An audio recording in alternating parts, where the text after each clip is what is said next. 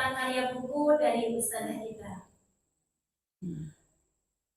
Nama Dr. Nur Hamidah MC MAG, alamat Komplek Gria Al-Fatihah, Jalan Haji Baik, RT 11 RW 4, nomor 128, Kelurahan Tengah, Kecamatan Kramat Jati, Jakarta Timur. Tempat tanggal lahir Jakarta 13 Februari 1975. Pendidikan MA Al-Hikmah, Jakarta. S1 Al-Azhar Universitas Kairo. S2 IAIN Jakarta. S3 IIT Jakarta. Aktivitas beliau di tahun 1997 hingga sekarang, narasumber keislaman di Majelis Taklim dan beberapa channel YouTube serta akun Islam di media sosial. Tahun 2000 hingga sekarang, dosen STAI Al-Qudwah Depok. Tahun 2005 hingga sekarang, Departemen Dakwah PP Salimah. Tahun 2015 hingga sekarang, Syariah Konsultan Center Indonesia. Tahun 2024 hingga sekarang, Dewan Penasihat Pondok Quran Taifah Mansurah. Tahun 2024 hingga sekarang, Dewan Penasihat Yayasan Wasilah Silaturahim Ummah atau Ahwat Bersalawat. Karya buku 1. Di tahun 2007, tafsir tematik surah Yasin. 2. Tahun 2010, zikir dan doa dalam Al-Quran. 3. Tahun 2015, buku tafsir surah An-Nisa. 4. Tahun 2020, maternity dalam perspektif Al-Quran. 5. Tahun 2021, buku 1001 kisah Cahaya Bumi Anbiya. 6. Tahun 2022, buku Saifuddin Amsir Membumikan Ilmu Al-Quran di Betawi. 7. Tahun 2022, Telaah Kitab Tafsir Jawahir Al-Quran karya Saifuddin Amsir. 8. Tahun 2024, buku kajian tematik Majelis Taklim Muslimah. Status menikah dan alhamdulillah sudah dikaruniai 3 orang putra atau putri. Nama suami Muhammad Dodi Bintoro SD. Demikianlah biodata dari Ustadzah Nur Hamidah yang bacain ngos-ngosan. Yang dengerin gimana, Bu? Alhamdulillah. Masya Allah, Masya Allah. Marilah kita siapkan hati dan pendengaran kita untuk menyimak kajian ilmu dengan tema Rahasia Keberkahan Bulan Ramadan. Kepada Ustazah Tafadhali Masyura. Masya Allah. Kayaknya saya yang genggam aja ya. Ini kejauhan. Yang itu, apa yang ini? Oh, ini. Makasih.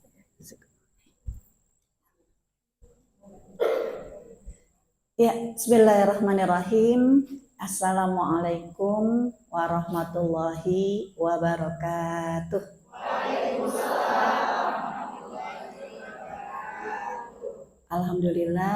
Alhamdulillahirabbil alamin wa bihi nasta'in. Wassalatu wassalamu ala asyrafil anbiya'i wal mursalin wa ala alihi wa ashabihi ila yaumiddin, amma ba'du. Asyhadu an la ilaha illallah wahdahu la syarikalah wa asyhadu anna Muhammadan abduhu wa rasuluhu la nabiyya ba'dah. Allahumma salli ala sayyidina Muhammad wa ala ali Muhammad fil alamina innaka Hamidum Majid. Tidak ada kata yang paling pantas yang keluar dari lisan kita kecuali rasa syukur kita kepada Allah. Ya dengan banyak-banyak mengucapkan Alhamdulillah.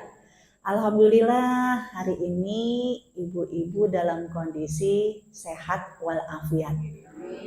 Walaupun bisa jadi tadi pagi sih agak nyut-nyutan dengkulnya, ya kan? Tapi disehat-sehatin ya biar duduk di majelis ilmu. Nah, insya Allah karena kita niat untuk ibadah, disehat-sehatin, nanti sama Allah mah dikasih sehat beneran, ya sehat walafiat. Dan juga alhamdulillah rasa syukur kita kepada Allah hari ini kita benar-benar menyempatkan waktu, ya padahal bisa jadi ya Masya Allah dari pagi kita mah udah gedebak-gedebuk banyak kerjaan kan gitu kan, bukannya kita nggak punya kerjaan, tapi benar-benar deh datang ke majelis ilmu itu disempet-sempetin kan begitu ya. Berharap apa? Waktu yang kita luangkan hari ini, sehat rezeki yang Allah berikan kita kepada kita hari ini, ya semuanya benar-benar akan mengangkat derajat kita di sisi Allah Subhanahu wa taala. Ya amin ya rabbal alamin.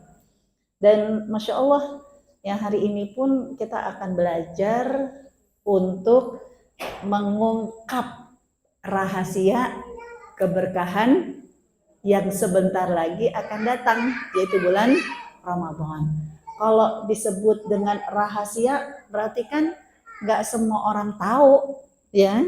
Nah, hari ini kita kepingin nyari tahu ya, karena kalau udah disebut rahasia berarti memang istimewa, nggak semua orang mengetahuinya. Nah berharap hari ini benar-benar kita dikasih rezeki untuk mengungkap rahasia-rahasia tentang keberkahan bulan Ramadan. Karena bisa jadi tiap tahun ibu ketemu nggak Ramadan? Ketemu nggak? Ya pasti ketemu, ya kan?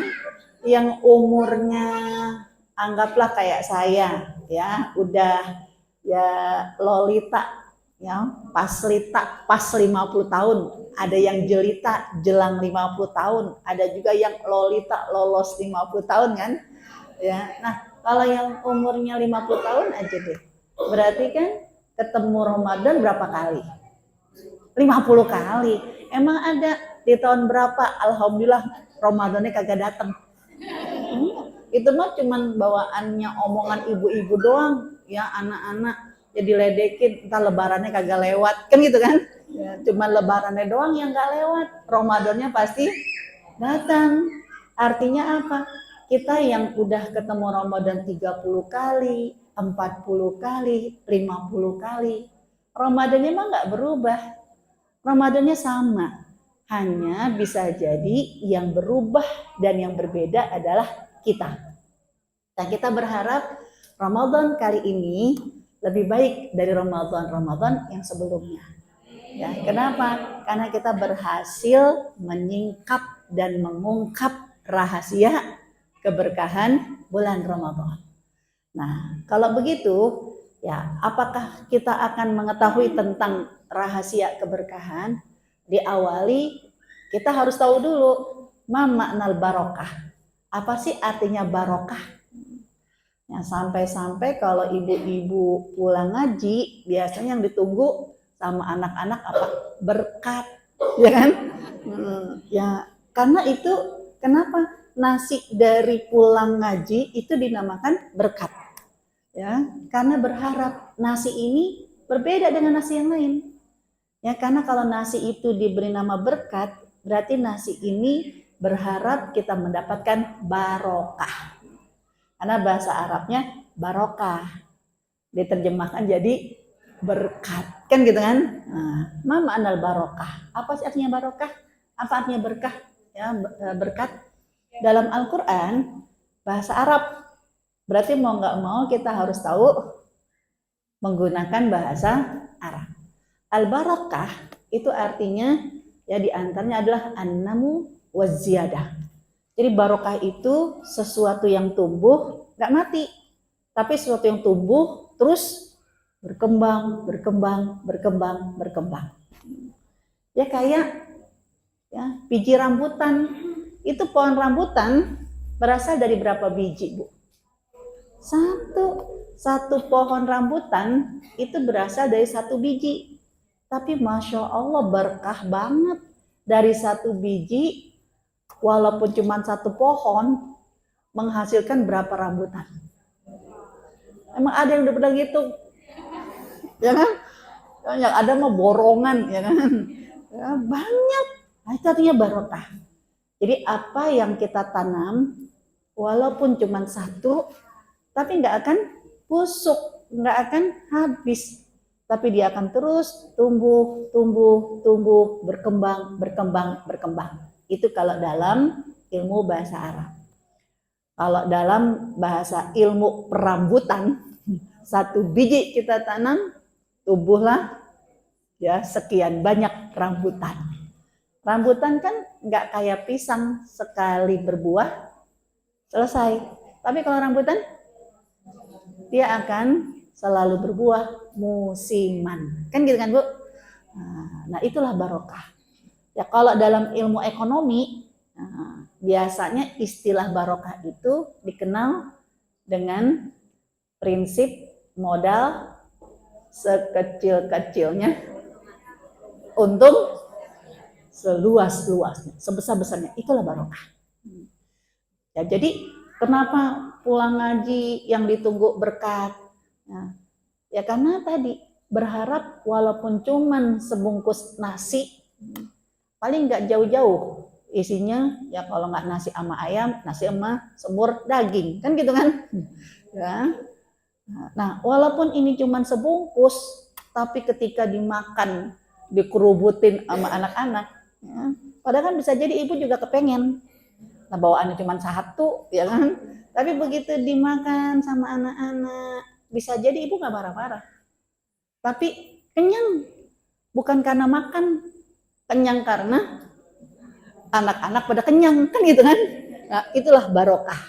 Walaupun kita nggak makan, tapi kenyang aja ngelihatnya. Ya, ya. Ibu masak, ya kan? Istilahnya kan ngeblenger kan? Ya, kalau kita tahu itu ilmu barokah, ilmu masak, masakannya itu dinikmati sama orang, itu bukan ilmu blenger. Itu namanya ilmu barokah. Ya kan, ya Allah, yang aku masak ini ternyata membahagiakan banyak orang. Banyak masalah itu selesai hanya dengan perut dikenyangkan. Kan gitu kan, Bu? Nah, itu adalah barokah. Nah, berarti kalau memang barokah ini seperti ini, berarti, waduh, banyak nih yang harus kita tanam di bulan Ramadan. Agar apa? Agar pohon-pohon barokah itu ya akan terus ya kita miliki. Kan gitu kan? Nah, dengan demikian, kalau kita sudah tahu makna barokah itu seperti apa, ya barokah itu bisa tumbuh, berkembang, yang akhirnya membuat orang semuanya bahagia, bahagia, bahagia. Nah, apa aja ya keberkahan yang akan kita petik ya di bulan Ramadan? Pertama, jauh dari bulan Rajab, Sya'ban, kita diminta sama Allah, ayo kamu kalau kepengen meraih keberkahan Ramadan dari bulan Rajab, hari ini udah bulan Sya'ban, buktikan kalau kamu kepingin menambah barokah, yaitu dengan doa. Gimana doanya, Bu, dari bulan Rajab?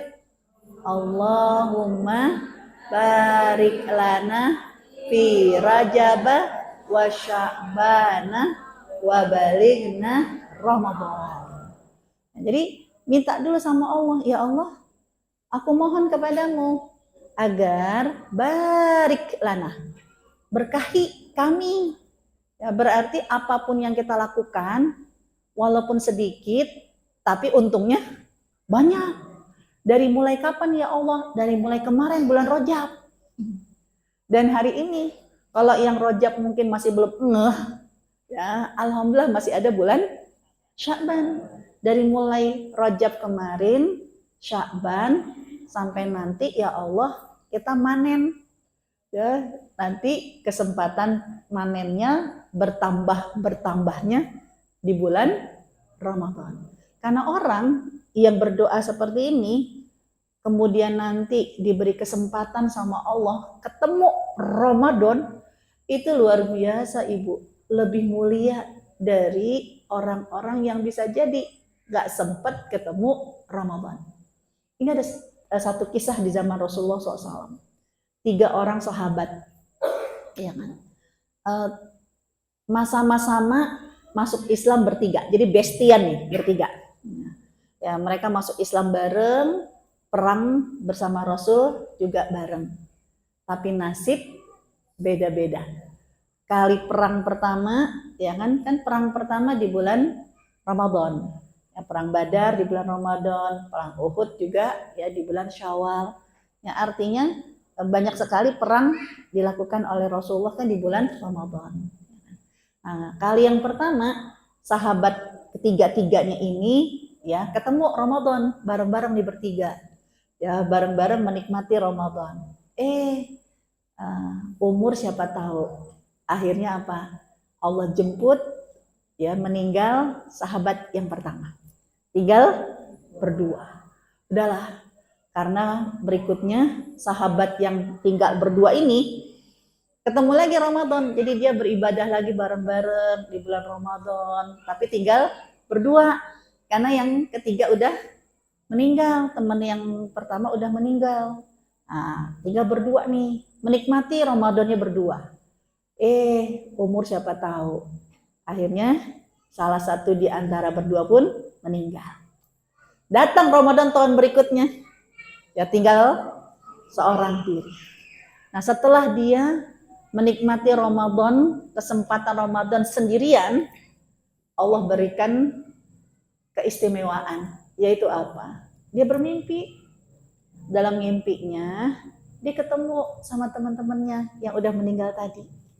Nah, cakep lagi mimpinya. Mimpi lagi nunggu antrian untuk masuk ke dalam surga. Yang mimpi ini kan yang paling terakhir meninggal. Dia berpikir bisa jadi yang lebih dahulu meninggal, yang itulah yang paling utama karena Allah lebih sayang. Kan kita begitu ya Bu, kita sayang sama seseorang, ternyata meninggal. Kan bisa jadi kita bilangnya apa? Allah lebih sayang.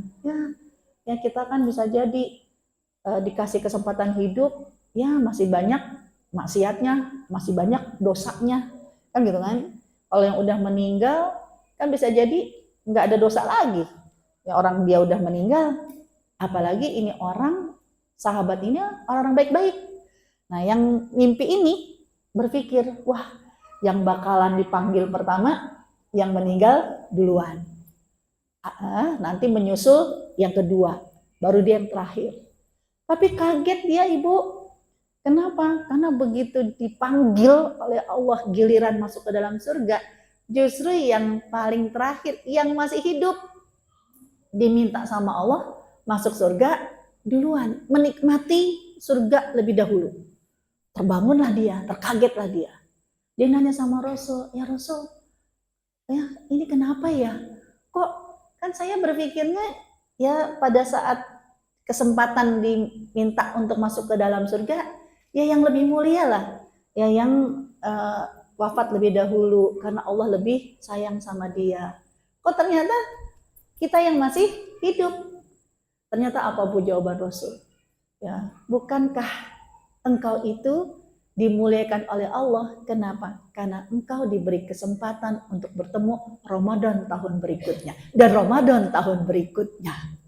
Jadi Ibu, kalau kita ketemu dengan Ramadan, berarti kita akan lebih mulia. Ketika memang kita memanfaatkan Ramadan ini benar-benar untuk mengangkat derajat kita. Karena banyak juga orang yang ketemu Ramadan bukan malah mulia, malah ternodai nista. Apa kata Rasulullah? Rogima anfu rajulin. Awas ya, ada orang yang celaka. Siapa itu? 3 orang yang celaka, dihina sama Allah. Pertama, Mereka yang ya ketika disebut nama Rasul, lalu mereka tidak bersalawat. Itu salah satu dari orang yang celaka. Suka nggak suka kita sama marawisnya, suka atau nggak suka kita sama yang nyanyi qosidahannya, tapi kalau yang dia lantunkan adalah salawat, jangan gedumel. Ya Allah, mending suaranya enak, bikin orang pekik. Jangan, mau dia suaranya enak kek, dia suara kagak enak kek, tapi yang dia lantunkan adalah salawat. Mau ada di antara kita yang pro salawatan kah? Ada juga yang enggak pro salawatan kan? Ya udah, yang dia baca itu salawat. Berarti yang dia sebut nama siapa? Nama Rasul. Kalau kita malah ngedemel, nyanyi kayak begitu, pakai salawat-salawatan. Padahal dia mengucapkan nama Rasul. Wah, maka kata Rasul, celakalah mereka yang disebut nama Rasulullah, ternyata mereka tidak mengucapkan salawat dan salam kepadanya. Allahumma sholli wa sallim wa barik alaihi. Suka nggak suka? Ya, karena saya pernah saja, emang boleh nyanyi-nyanyi. Mau dia nyanyi kek, mau dia nggak nyanyi kek, mau kamu suka kek, nggak mau suka kek, dengerin yang disebut siapa nama Rasul. Kita harus selalu mengucapkan salawat kepadanya. Yang pertama. Terus yang kedua, siapa lagi yang disebut dengan orang yang celaka?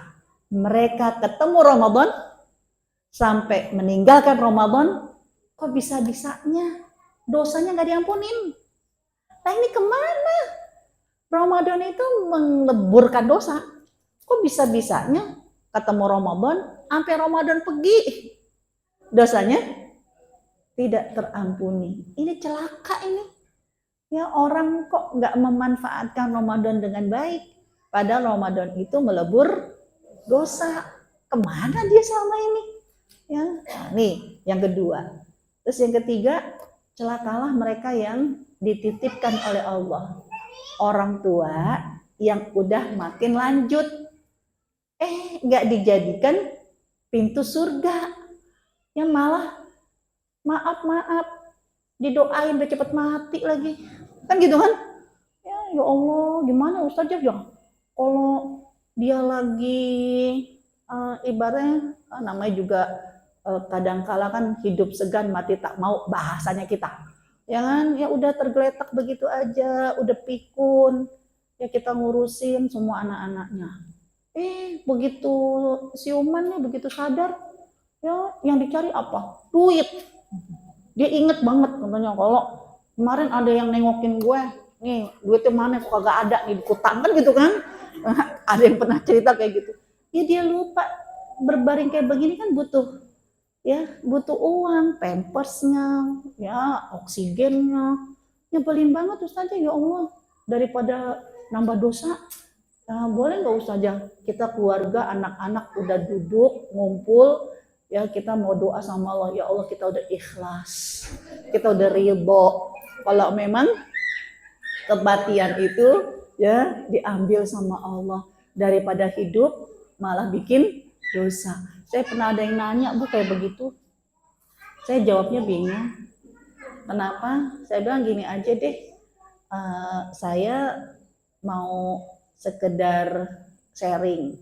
Saya punya anak yang pertama laki-laki, ya di umur 1 tahun dia ketahuan ada fistel. Fistel itu ada kayak kutil, ya, tapi ternyata bukan kutil. Ya dia saluran ilegal, nyampe ke paru-paru.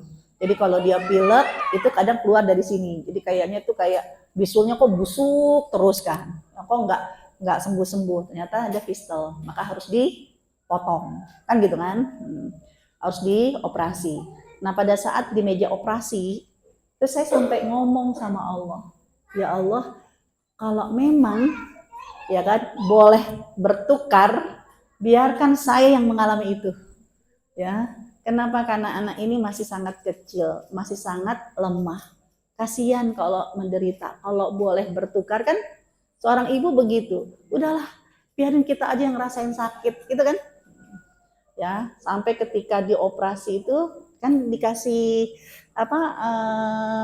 model biar pingsan dulu kan, apa, bius kan, bius itu pakai kayak ini, sampai geletak di tangan saya itu syok saya kan, ya Allah, ya kalau memang harus diambil nyawanya, lebih baik aku aja yang diambil gitu kan Bu, kalau ibu kan. Nah, saya ngebayangin kalau suatu saat saya sakit, ya kan, kata anak saya begini, Umi kalau udah nggak sanggup nggak apa-apa deh Umi kalau mau pergi, ya kan, kira-kira gimana perasaan kita Bu?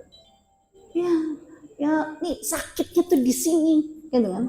Nah, jangan sampai ya ketika orang tua sedang sakit, ya Allah kita bilang sama dia, Ma, Pa, kalau memang udah nggak sanggup, kita semua anak-anak udah ikhlas. Ya bisa jadi kalau bapaknya itu ibunya sempat sadar, lalu dia ngomong, kok kamu tega banget sih ngomong kayak begitu kan? Ya, kita bisa langsung minta maaf. Tapi kalau enggak, kan telinga terus mendengar Bu. Makanya jangan sampai ada kata-kata yang terucap menyakitkan. Kenapa? Karena nanti kalau dia tidak sempat bangun, akhirnya rasa sakit kepada anaknya sampai kematiannya. Gimana ridho Allah akan melimpah kepada anaknya? Kan gitu kan? Pantesan hidup kamu kayak begini. Ternyata kata-kata yang kasar, kata-kata yang kotor itu selalu didengar oleh ibunya. Ya, dan ibunya nggak sempat bangun, ibunya nggak sempat ngasih tahu, ya Allah nak, kok kamu tega banget sih ngomong kayak begitu, dengan sampai mati. Ridho Allah di atas ridho orang tua. Ya, jadi hati-hati kata Rasulullah. Ada orang yang dititipkan orang tua yang sudah semakin lemah, tidak dijadikan sebagai ladang pahala. Nah, dari sini doa yang tadi, Allahumma barik lana fi Rajab wa Sya'bana wa balikna Ramadan, kita minta banget sama Allah. Kenapa? Karena ya Allah kita tahu banget kita tuh punya banyak dosa. Nah, bulan Ramadan itu bulan peleburan dosa. Ya, maka jangan sampai nauzubillah min zalik, ya, sampai datang Ramadan kita tidak mempersiapkan diri menggugurkan dosa-dosa kita. Nah, ini rahasia yang pertama dari doa kita minta keberkahan dari mulai Rajab dan Sya'ban. Ketemu Ramadan berarti kesempatan Allah angkat derajat kita lebih mulia dari orang yang meninggal terlebih dahulu, ya, dari kita. Karena ketemu sama Ramadan berarti Allah percaya kamu akan memanfaatkan Ramadan dengan lebih baik lagi. Kamu akan menjadi muslimah yang lebih baik lagi. Karena kita sadar, Ibu, ya, siapa yang kepingin digugurkan dosa-dosanya sama Allah? Pasti kita semua, ya kan? Tapi cium tangan, ada nggak di antara ibu yang alhamdulillah nggak punya dosa? Ada nggak? Nggak ada. Ibu itu duduk di sini, termasuk saya. Saya itu berani ketemu sama orang, ya, bukan karena saya nggak punya dosa. Saya berani ketemu sama orang, kenapa? Karena alhamdulillah Allah tutup aib-aib saya. Kan gitu kan? Karena sebenarnya yang paling kita takuti di dunia ini, kalau orang itu tahu aibnya kita. Ya kan? Alhamdulillah Allah tutup aib kita. Bayangkan Ibu, kalau dosa itu diibaratkan oleh Allah dengan aroma busuk. Kayak apa di jempol kita? Mulut mah diem, tapi di grup tangannya berisik. Ya kan? Kan gitu kan? Ini kalau tangan-tangan kita yang punya dosa itu ditunjukkan sama Allah dengan aroma busuk. Dengan luka koreng yang membusuk. Nggak ada yang mau ketemu sama kita, jijik, itu baru tangan. Dan kita nyadar banget, ya bisa jadi, ya kita ini udah dandan kayak begini, karena orang nggak tahu aja. Mulut kita tuh busuk, ya kan? Allah tutup aib kita, Allah tidak ungkapkan dosa kita. Coba kalau dosa itu diungkapkan dengan aroma busuk atau dengan luka koreng yang membusuk. Ini kayak apa mulut kita?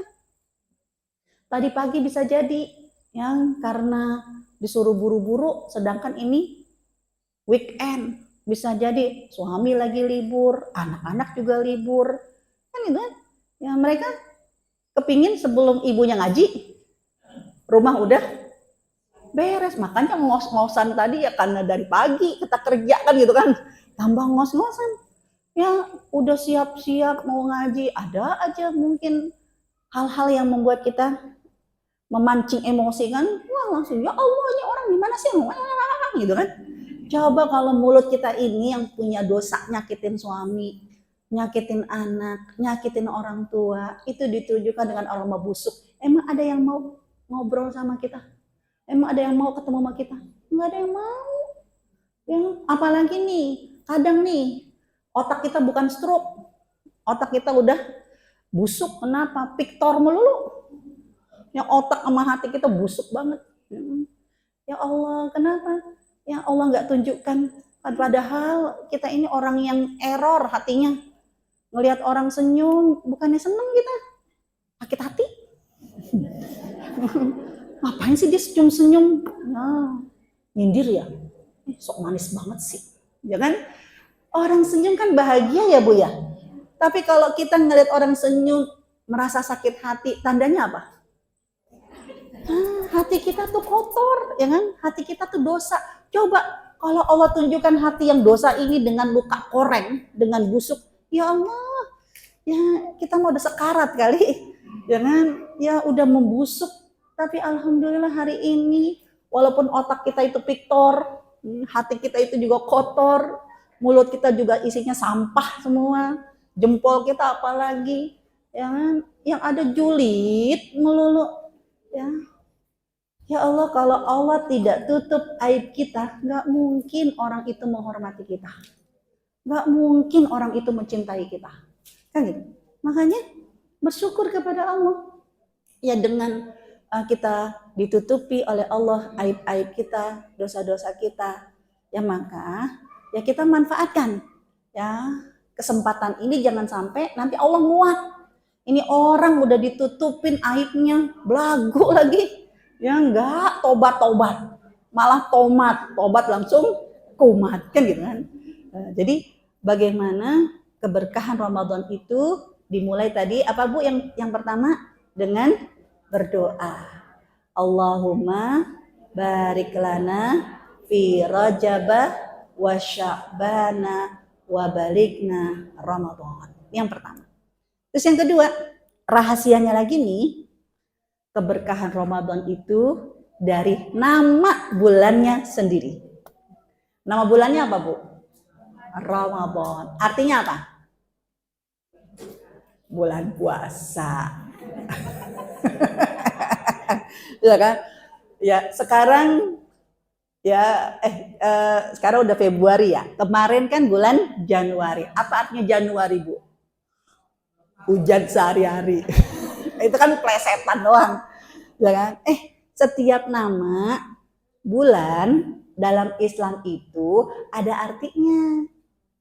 Kenapa? Karena ketika kita memahami arti, kita akan tahu Allah menyuruh kita ngapain di bulan itu. Contoh kayak tadi Januari, hujan sehari-hari. Berarti biasanya kalau disebut Januari itu hujan sehari-hari, ibu nyiapin apa? Tagul biar gak banjir. Kalau anak-anak mau pergi disuruh bawa apa? Payung gitu kan. Ya karena kita pahamnya Januari itu hujan sehari-hari, berarti kita harus nyiapin jangan sampai kehujanan. Ya kita paham itu. Ya sama Ramadan, Syawal itu ada artinya. Ya sehingga kalau kita paham artinya apa, kita akan menyiapkan dengan baik. Ramadan itu diambil dari kata Romado yarmudu Ramadan. Artinya bakar-bakar. Berarti Ramadan itu bulan pembakaran. Betul kan? Ya, ibu bakar kue nastar, bakar kue kastengel di bulan apa? Ramadan.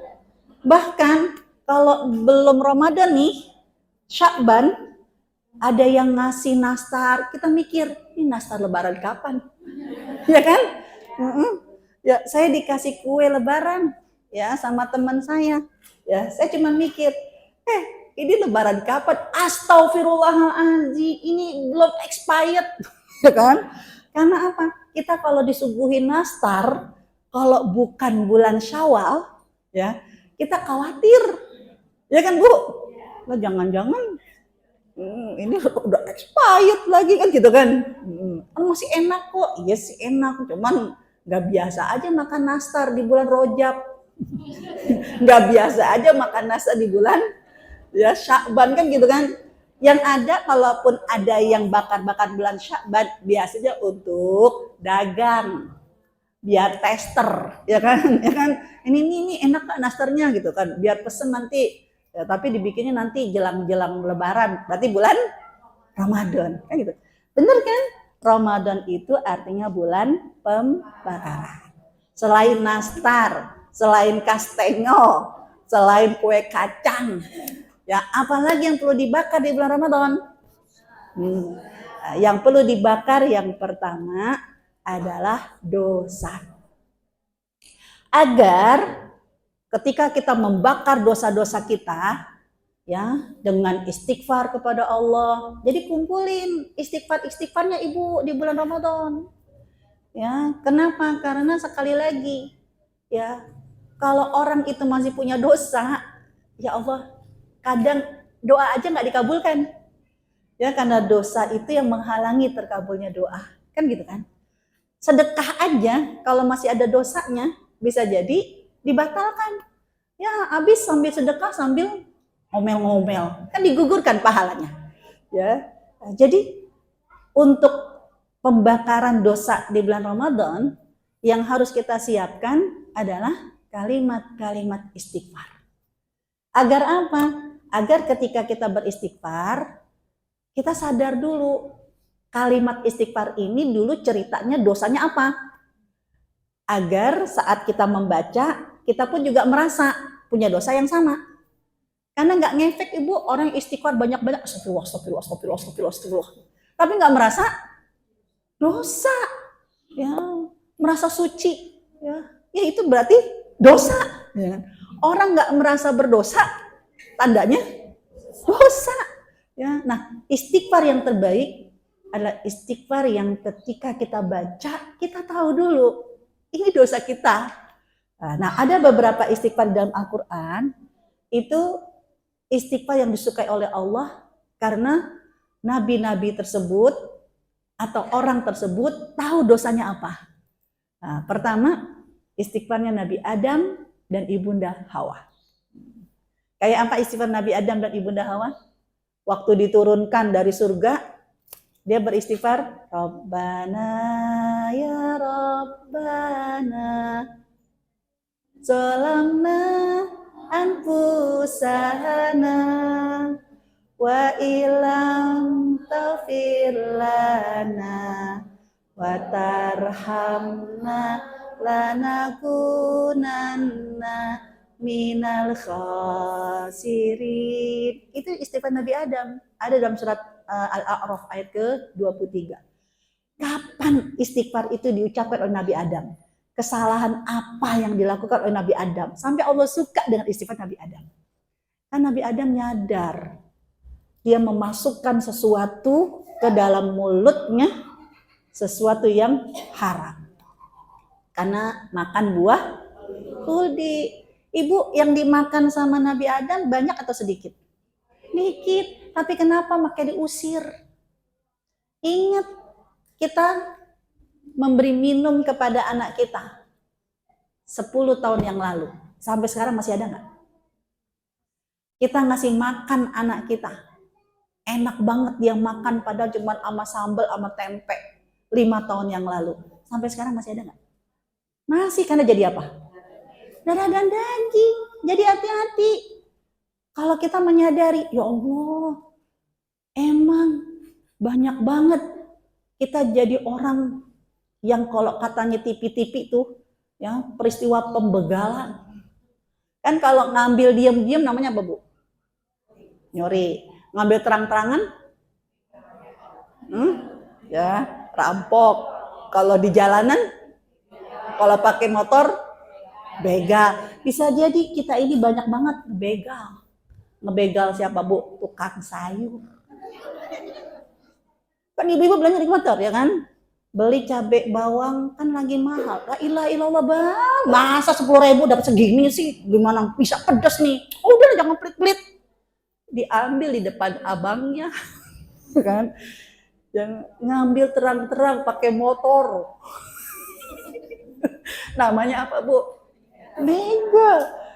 Yang abangnya kagak berani ngelarang. Kenapa? Galakan dia, ya kan? Ya, paling abangnya gerutu, ya kan? Karena saya pernah, bang, itu kok dia dapetnya mahal bu? Dia mah ngebegal. Hah, ya Allah, kata-kata itu takut saya. Kenapa? Anak kita makan, wah sampai nambah-nambah padahal cuma sama tahu, sama tempe, sama sambal. Masuk ke dalam darah dagingnya unsur yang haram. Pernah kata Rasul, ketika ada seorang hamba berdoa kepada Allah, ya Allah, ya Allah, apa kata Rasul? Doanya gak dikabulin. Kenapa Rasul? Mata amahu haram. Dalam darahnya mengandung unsur makanan yang haram. Masyrabuhu haram. Dalam darahnya mengandung unsur minuman yang haram. Kaifa nastajibu doa? Bagaimana mungkin Allah mengabulkan doanya? Nah kalau kita nyadar, ya Allah, ya emang benar banget dah. Kadang nggak banyak-banyak sih cabenya. Jangan kadang apa? Daun salam. Kan tukang sayur daun salam juga beli. Lah kita memetik doang. Jangan tambahin daun salam. Jangan. Tanya, karena halal atau tidak halal, transaksi jual beli itu ridho. Tanya abangnya, bang, ridho nggak bang? Bang, ridho nggak bang? Jangan tanya. Kalau ternyata dia ridho, alhamdulillah. Jangan. Tapi kalau dia ternyata biarin, terus gimana? Mau bilang iya, ya begini, bilang enggak. Kita dicegat nanti kagak boleh dagang lagi, ya kan? Ya, hati-hati.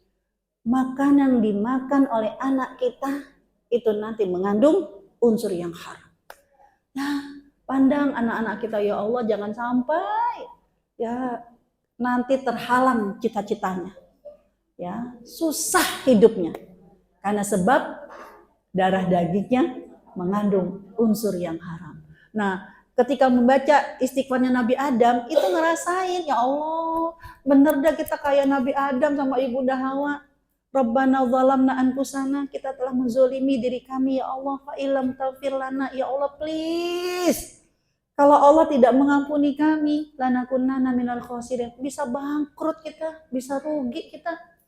Ya pengen anaknya sukses ternyata gara-gara ya 3 batang cabai yang dulu pernah dimakan mengandung unsur yang haram membuat terhalang barokah rahmat dari Allah.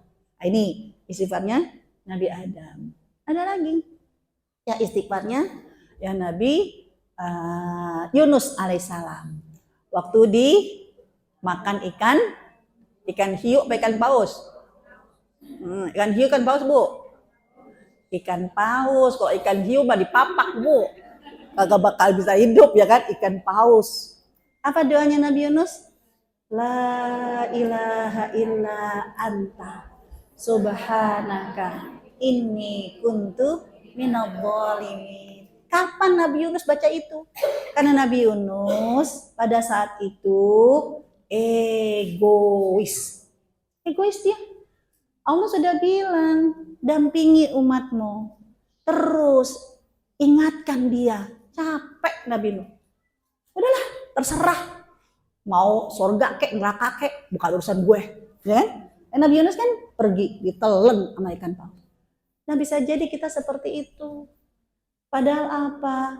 Allah sudah titipkan kepada kita suami kita. Allah sudah titipkan kepada kita anak-anak kita. Kenapa? Karena Allah percaya. Suami kamu punya kekurangan. Anak-anak kamu juga punya kekurangan.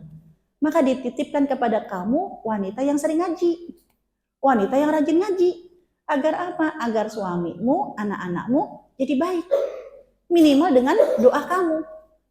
Jangan sampai.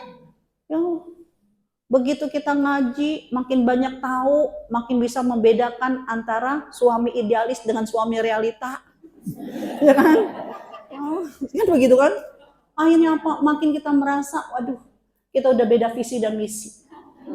Habis kata Ustadz begitu Pak, kalau kepingin anak kita itu bisa sholat subuh di masjid, tipsnya apa? Bapaknya dulu, ya Allah Pak, Bapak dibangunin, ya pakai tangan, kaki yang bergerak, ya kan? Ya, dibangun pakai kaki, tangan yang bergerak, kan gitu. Kan bisa jadi akhirnya apa? Ibu udah capek, terserah, mau sholat kek, enggak kek, bukan urusan gue. Ya, tidak salah bunda mengandung, kan gitu kan? Terserah, mau baik kek, enggak baik kek, tanggung jawab masing-masing, udah gede kok.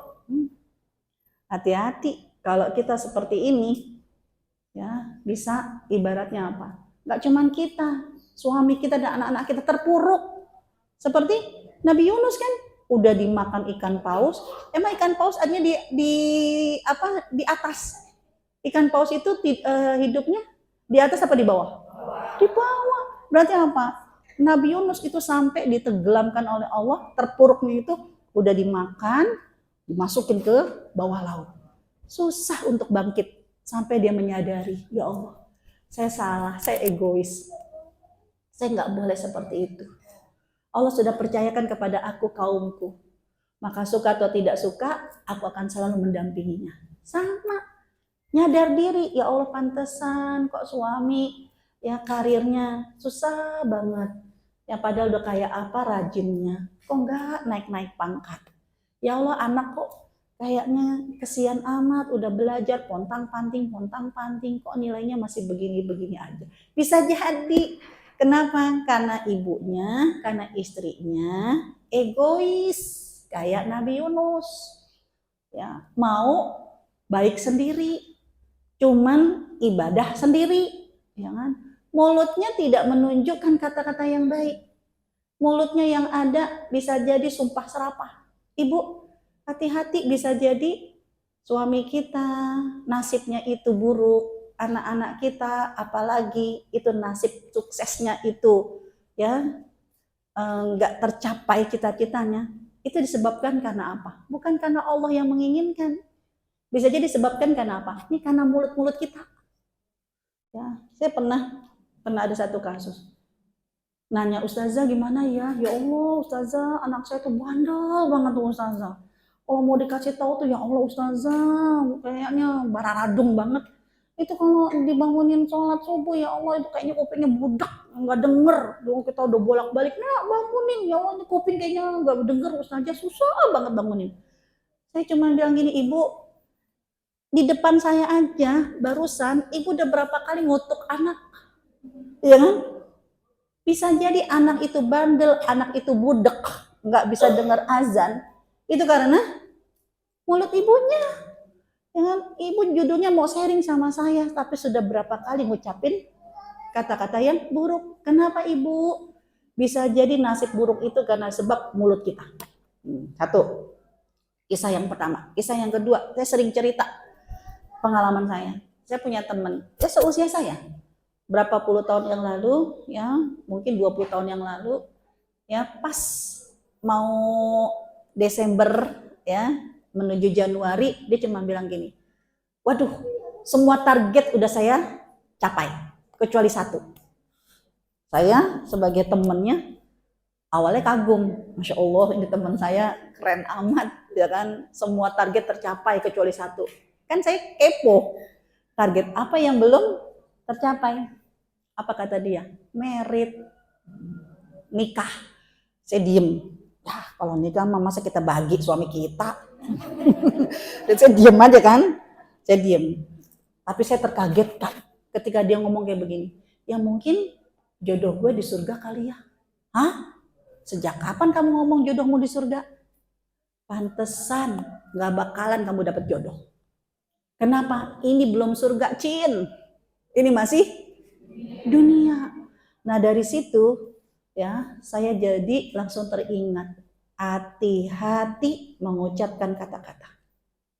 Karena bisa jadi kalau kita tidak segera bertobat, beristighfar, maka kata-kata ini susah nanti untuk berubah takdir anak-anak kita. Kenapa? Karena setiap lisan kita itu dijaga oleh 6 penjuru malaikat. Yang 6 penjuru malaikat ini nggak pernah konfirmasi ibu lagi ngomong apa ibu lagi doa. Pokoknya ada yang dicatat, ada yang diaminkan, ya kan? Dan ada yang ya langsung diturunkan takdirnya. Siapa itu? Pertama, malaikat yang di kanan dan malaikat yang di kiri. Itulah dalam surat Qaf, surat 50. Ayat ke-17 sampai ayat ke-18. Malaikatnya sudah disebut oleh Allah. Ya, yatalaqal mutalaqqiyan. Ingat ada 2 malaikat yang bertemu. Satu di kanan, satu di kiri. Tugasnya apa? Mayal fidu. Cuman mendokumentasikan apa yang terucap atau yang tertulis. Karena kan kalimat sekarang bisa terucap, ya, bisa tertulis. Mulutnya diem tapi update status melulu, ya. Apa yang terucap dan yang tertulis illa ladaihi raqibun atid. Itu langsung dicatat. Jadi ketika ibu mengatakan kepada anak ibu yang laki-laki, kamu main game melulu, gimana bisa sukses loh? Itu dicatat sama malaikat. Ibu ini mengatakan kepada anaknya, kamu main game melulu, gimana bisa sukses? Ibu ngomong sama anak ibu yang perempuan, ya Allah Neng, cuman makan tidur susah amat sih, timbang bebenah rumah. Kalau model kayak gini gimana nanti punya rumah? Gimana nanti lakinya bisa ya senang di rumah? Nanti kagak betah punya laki di rumah. Ibu merasa itu nasihat yang baik. Malaikat itu nyatet. Ibu ini mengatakan kepada anak gadisnya, kalau kamu kayak begini, makan tidur, gimana nanti kamu punya suami yang betah di rumah. Baru malaikat yang di kanan, di kiri. Ada lagi malaikat yang di atas dan yang di bawah. Dalam surat Adz-Dzariyat, ayat ke-22 sampai 23. Jadi kalau ngomong hati-hati. Kalau kita tahu mulut kita banyak kotornya, segera bulan Ramadan jangan disia-siakan. Siapa nama malaikatnya? Yang di atas. Ketika Allah menyuruh kita, wa fis sama, perempuan, lihat dong di langit. Di langit ada apa? Nggak cuma ada bintang. Di langit ada apa? Ada rizqukum, ada rezeki loh yang akan Allah turunkan. Wa ma tu'adun, ada janji loh yang akan Allah tunaikan. Karena pintu rezeki ini ada di langit, diturunkan oleh Allah, ditunaikan oleh Allah. Berarti ada malaikat yang menjaga pintu langit untuk mengatur rezeki. Siapa bu nama malaikatnya? Malaikat yang bertugas mengatur rezeki. Michael. Kan kalau orang barat kan seneng banget namain anaknya Michael. Itu Mikail bu. Karena kalau orang Indonesia jarang-jarang. Kenapa takut? Habis ada kembarannya. Mikail, Israfil, ya kan? Michael, itu kan malaikat Mikail. Itu malaikat Mikail akan menurunkan rezeki. Malaikat Mikail akan menunaikan janji. Seperti apakah janji dan rezeki yang diturunkan? Ayat yang berikutnya, ayat ke-23. Wa rabbis samai wal ard. Demi Tuhan langit dan Tuhan bumi. Innahu lahaqqun. Janji akan ditunaikan, rezeki akan diturunkan. Semua tergantung mislama annakum tamtikun, persis seperti apa yang kalian ucapkan. Makanya saya bilang ke teman saya, pantesan lo gak punya jodoh. Kenapa? Karena ini belum surga, ini masih bumi. Just kidding. Cuman canda doang. Malaikat Mikail gak pernah konfirmasi ini lagi bercanda apa enggak ya.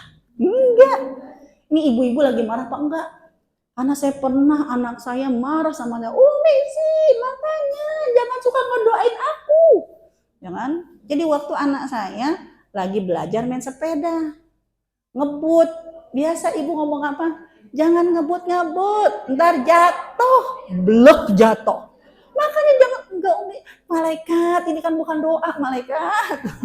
Ini malaikat gak pernah konfirmasi. Makanya Umi ngomongnya hati-hati. Anak saya negur, makanya saya cuma bilang waspadalah. Kalau dia manjat-manjat, ingat waspadalah. Ya kan?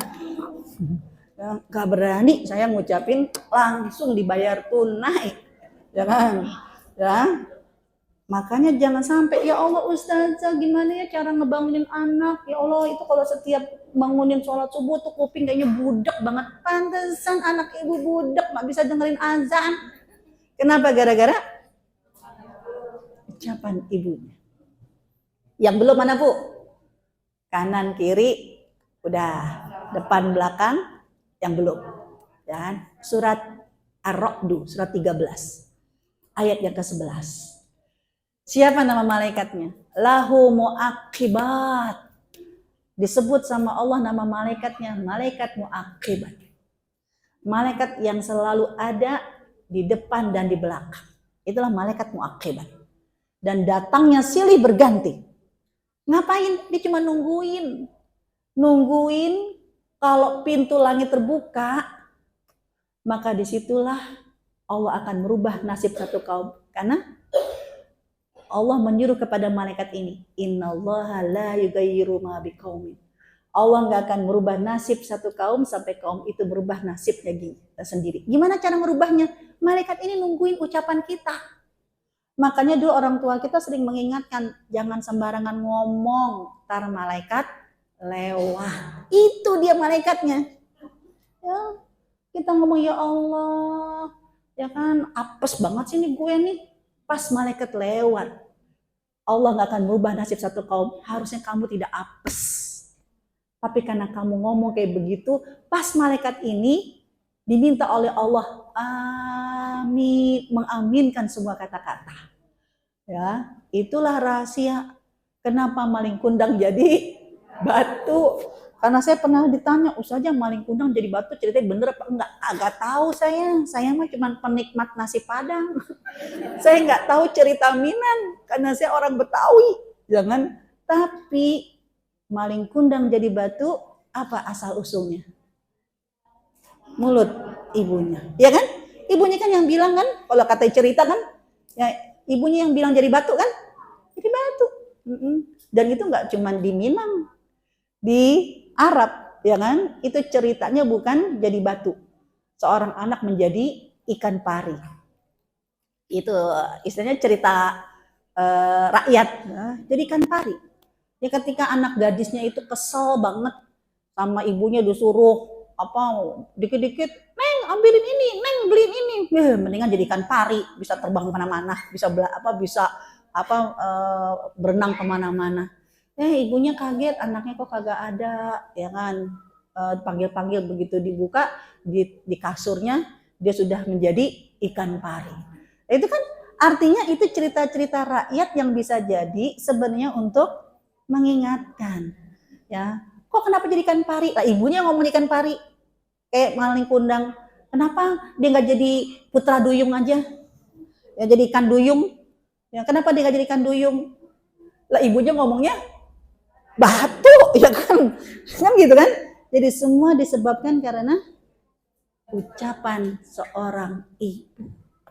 Nah sadari, bisa jadi ya Allah, bisa jadi nih ya Allah ini mulut kita nih gampang banget komen. Astagfirullahalazim, astagfirullahalazim. Terus gimana Ustazah? Bulan Ramadan adalah bulan pembakaran dosa. Ya, ketika kita menyadari takdir anak kita buruk seperti itu, maka Allah meminta merubahnya dengan fatubu, dengan banyak bertobat.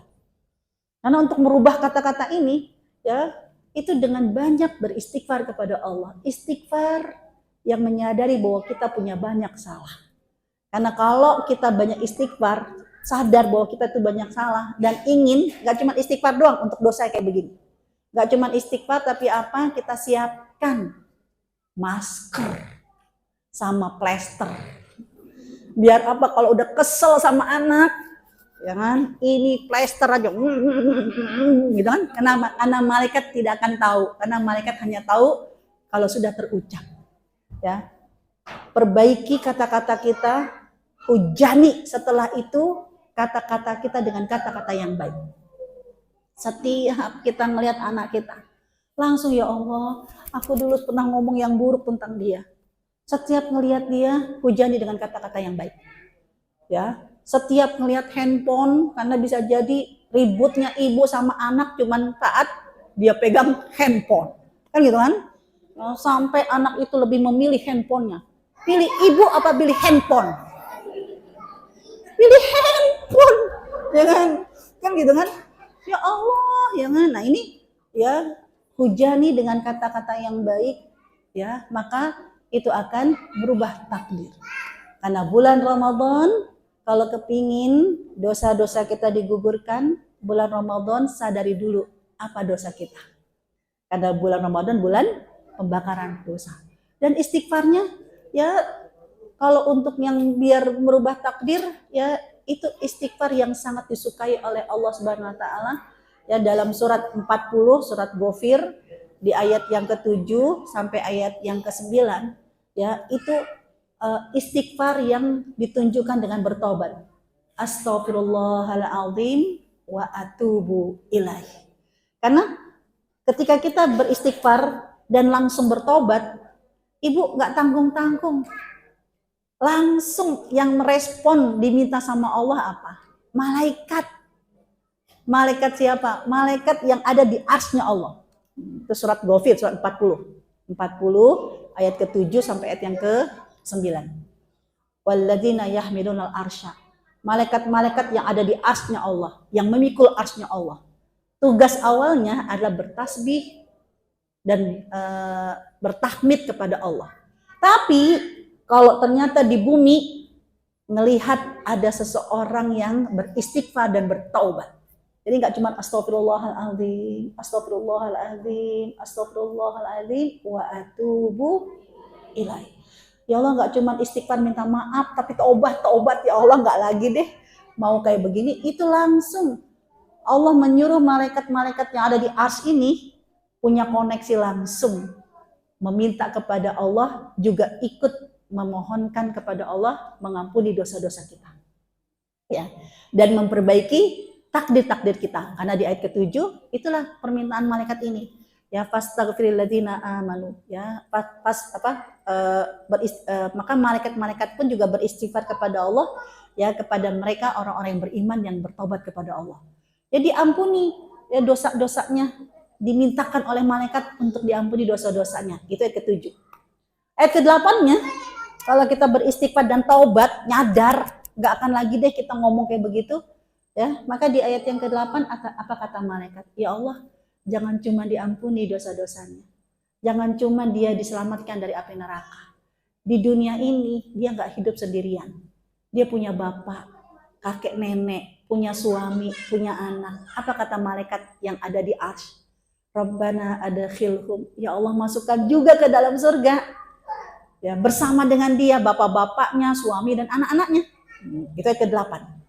Ayat yang ke-9, ketika kita membaca istighfar dan bertaubat kepada Allah atas kesalahan kita, di ayat ke-9 apa kata malaikat? Ya Allah, orang yang taubat ini ya Allah, ibu ini ya Allah, belum di surga.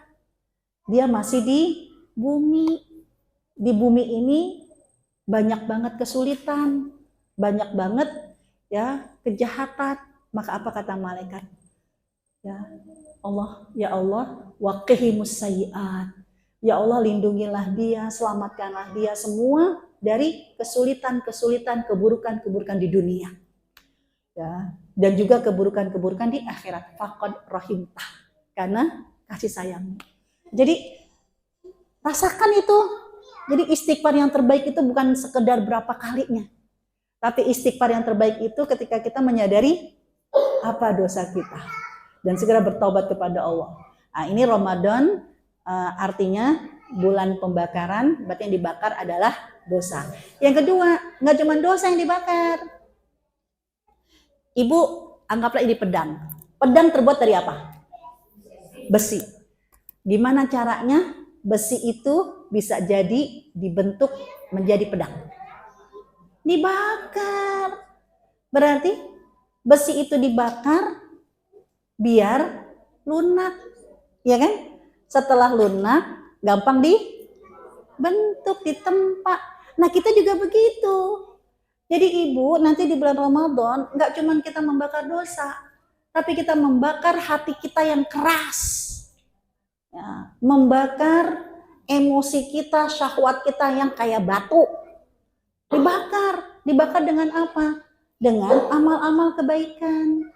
Puasa, tilawah, sholat, itu sebenarnya membakar hati.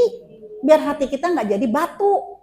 Nah begitu udah lembut, lunak, gampang dibentuk. Ya, bentuk yang menjadi bentuk yang terbaik.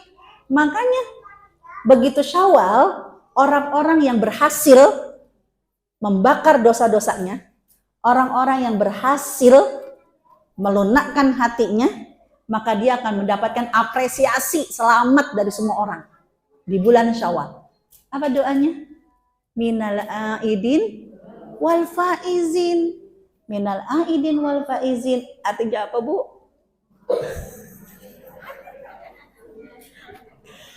Pantesan bertahun-tahun ketemu Ramadan, ya Allah kok hati kita nggak lembut-lembut, ya kan? Karena kita salah memahami doa minal aidin wal faizin. Dan lebih parah lagi, kita nggak mengaminkan. Ibu kalau ada orang yang bilang minal aidin wal faizin ya, mohon maaf lahir batin ya, ibu jawabannya apa? Sama-sama apa? Sama-sama apin kan? Ya sama-sama apin kan? Sekarang saya mau tanya, ibu ada orang yang didoain, ya Allah, moga-moga rezekinya sukses, rezekinya lancar, rezekinya barokah. Dia jawabnya bukan amin, maafin ya. Didoain jawabnya maafin ya. Anak, ya Allah nak, biar nanti mudah ya ujiannya, biar naik kelas, jadi juara, maafin ya ma. Kira-kira kalau ada orang didoain, terus malah jawabnya maafin, perasaan ibu gimana? Pertama kagak nyambung, yang kedua belagu amat sih, didoain aja kagak mau. Nah jangan sampai malaikat tuh bingung, ini kenapa orang Indonesia pada keder, belagu amat didoainnya pada bilang maafin. Udah gitu ada lagi ketika ngucapin minal aidin wal faizin, udah basi kali, udah basi. Ibu minal aidin wal faizin itu doa sekaligus apresiasi. Kenapa? Karena artinya ja'alallahu lakum, semoga Allah menjadikan kamu minal aidin, orang yang kembali suci. Idul Fitri, kembali suci. Kok bisa dia kembali suci? Karena waktu Ramadan dia menggugurkan dosa-dosanya. Orang yang di bulan Ramadan menggugurkan dosa-dosanya, minta ampun sama Allah, maka akhirnya Allah ampuni. Begitu Allah ampuni, begitu selesai Ramadan, dia kembali menjadi fitri, menjadi suci, seperti bayi tanpa dosa dan tanpa nista, tanpa celah. Itulah apresiasi doa minal aidin, semoga Allah menjadikan kamu orang yang kembali suci. Wal faizin artinya apa? Semoga Allah menjadikan engkau tidak hanya suci, tapi wal faizin, engkau jadi sang pemenang. Kenapa? Karena kamu udah dibentuk jadi piala yang terbaik, karena hati kita udah hati yang lembut. Kenapa kok bisa jadi pemenang? Karena hati kita di bulan Ramadan yang tadinya julid melulu, alhamdulillah kita mah udah sabar, udah lapang, udah redo. Itu kan cakep banget. Makanya didoain wal faizin, kamu jadi pemenang dan kamu akan terus jadi pemenang. Jadi kalau artinya minal aidin wal faizin, semoga Allah menjadikan engkau orang yang kembali suci dan menjadi sang pemenang. Jawabannya apa, Bu? Amin. Pantesan dari kemarin malaikat nggak mengabulkan karena ibunya ngomongnya sorry ya, sama-sama maafin ya. Lu kok didoain bilangnya maaf, ya kan? Hari ini inilah rahasia. Maka nanti begitu halal bihalal, ini kuping kudu fokus dengerinnya. Kalau ada bilang ya Allah mohon maaf lahir batin ya, jawabannya apa?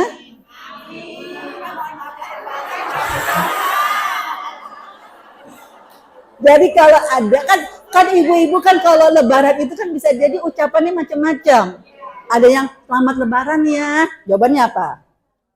Selamat lebaran. Ya Allah mohon maaf lahir batin ya. Sama-sama. Ya Allah minal aidin wal faizin ya. Amin. Ya, kita jangan cuma taqabbal minna wa minkum doang pahamnya. Ya, kalau taqabbal minna wa minkum, taqabbal ya karim.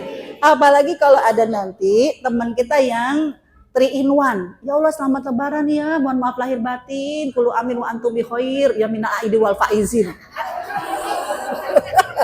Ya kan?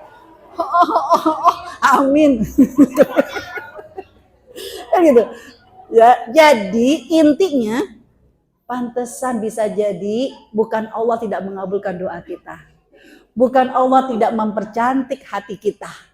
Allah menunggu kapan lisan kamu ketika didoakan bilangnya amin, bukan sama-sama maafin.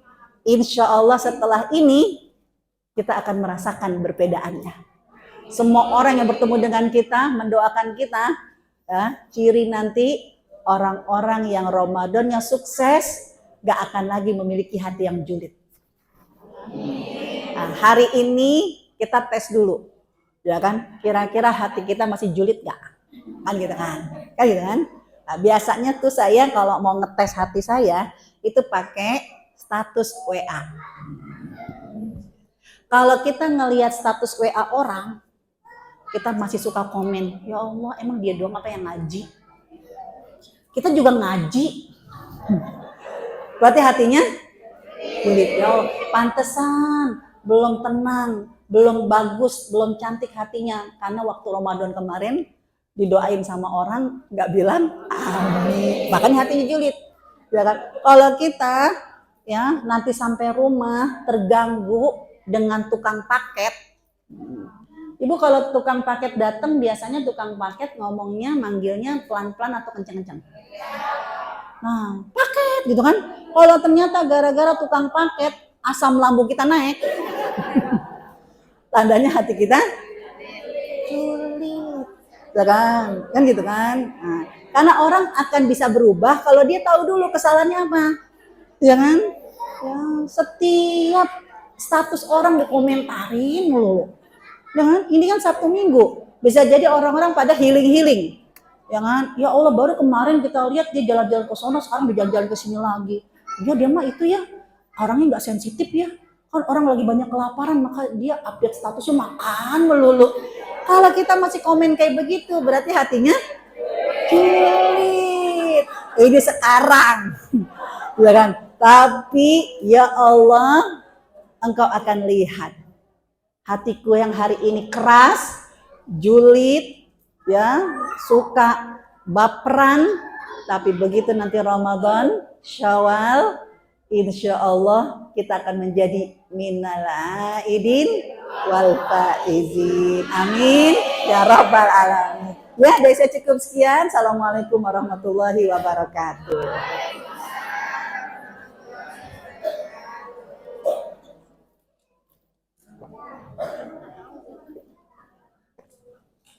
Alhamdulillahirabbil alamin. Semoga apa yang telah disampaikan oleh Ustaz dan Hamidah bisa menjadi wawasan serta pemahaman ilmu tentang bulan Ramadan. Semoga kita bisa mendapatkan keberkahan di dalamnya. Apa tadi Bu? Minal aidin wal faizin. Salah satunya kurang lebihnya yang sadar, artinya semoga kita kembali ke fitrah dan meraih kemenangan. Masya Allah. Ya, jadi nanti tidak usah pakai sama-sama gitu ya. Atau yang bilang kosong-kosong deh gitu ya kan. Minal aidin wal faizin 0 to 0 katanya gitu kan ya. Nah, sekarang nggak lagi karena sudah mendapatkan ilmu dari Ustazah. Semoga apa yang menjadi kajian hari ini bermanfaat untuk kita semuanya. Baiklah, kita masuk. Kita sempurnakan acara di pagi hari ini dengan doa yang akan dipimpin oleh Ustazah. Tafadholi. Ya. Saya kirain ada pertanyaan, udah siap-siap pegang. Alhamdulillah. Ya, ibu-ibu sekalian, mari kita tundukkan hati kita.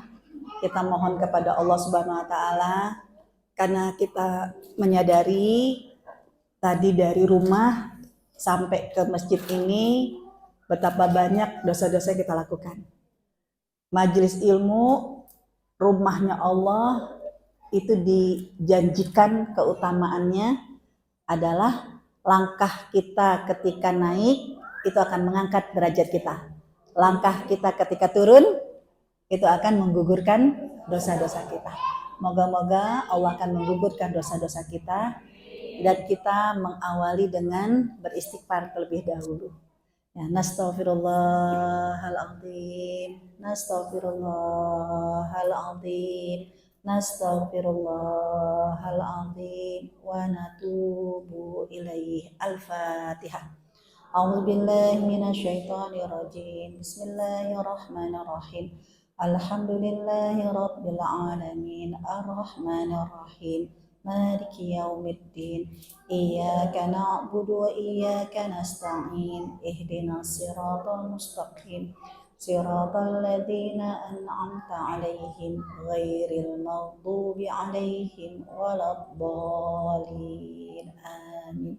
Ya Rabbana lakal hamdu kama yanbaghi li jalali wajhikal karim wa 'azimi sultanik. Radina billahi rabban wa bil islami dina wa bi Muhammadin nabiyina wa rasulah. Rabbana ighfir lana ma madha wa aslih lana ma baqa. Rabbana zalamna anfusana wa illam taghfir lana wa tarhamna lanakunanna minal khasirin. Allahumma a'inna ala dzikrika wa syukrika wa husni ibadatik. Allahumma innaka afuwun karim tuhibbul afwa fa'fu anna. Allahumma inna nas'aluka ridhaka wal jannah wa na'udzubika min sakhatika wan nar. Allahumma inna na'udzubika minan nar wa min khizyin nar wa min kulli amalin yuqarribuna ilan nar wa dakhilna jannata mal abrar. Rabbana hab lana min azwajina wa zurriyatina qurrata a'yun waj'alna lil muttaqina imama. Rabbana atina fid dunya hasanah wa fil akhirati hasanah wa qina adzabannar wa qina adzabannar. Wa sallallahu ala sayyidina Muhammad walhamdulillahi rabbil alamin. Amin amin ya rabbal alamin. Demikian rangkaian acara pada hari ini. Saya selaku pembawa acara mohon dibukakan pintu maaf yang seluas-luasnya apabila masih banyak kesalahan dan kesempurnaan hanyalah milik Allah semata. Dan terima kasih kepada PJ dari RT 03. Barakallahu lakum. Kita tutup dengan hamdalah, istighfar dan doa kepada Allah. Alhamdulillahirabbil alamin. Astaghfirullahaladzim, astaghfirullahaladzim, astaghfirullahaladzim. Subhanakallahumma wa bihamdik, asyhadu an la ilaha